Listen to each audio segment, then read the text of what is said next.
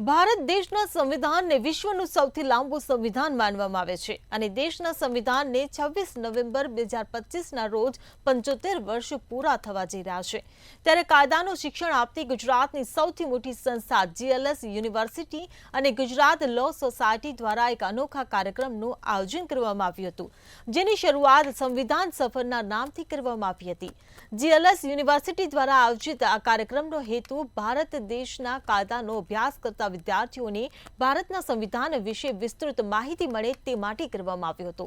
જેમાં મોટી સંખ્યામાં વિદ્યાર્થીઓ હાજર રહ્યા હતા। આ ઉપરાંત દેશના સંવિધાનને 75 વર્ષ પૂરા થવાના હોવાથી આગામી સમયમાં જુદા જુદા કાર્યક્રમો યોજીને સંવિધાન સફરની ઉજવણી કરવા માટેનું ખાસ આયોજન કરવામાં આવ્યું છે,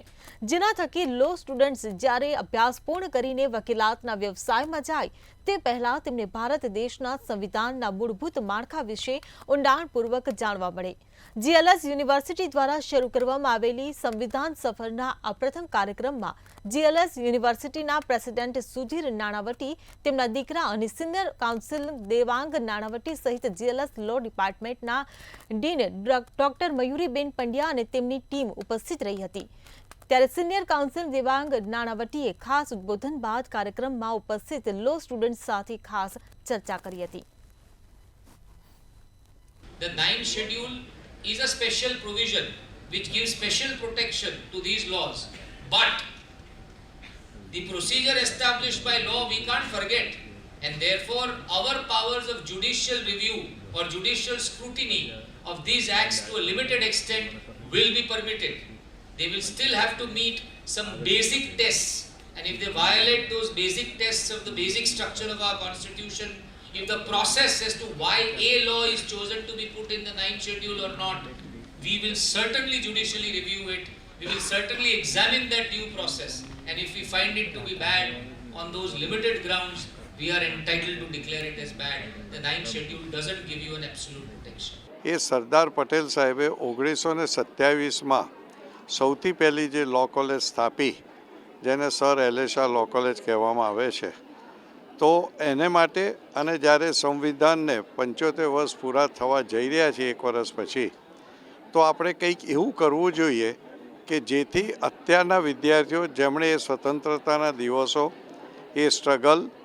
એ વખતના જુદા જુદા સ્ટેટ્સ જે હતા, રાજ્યો હતા,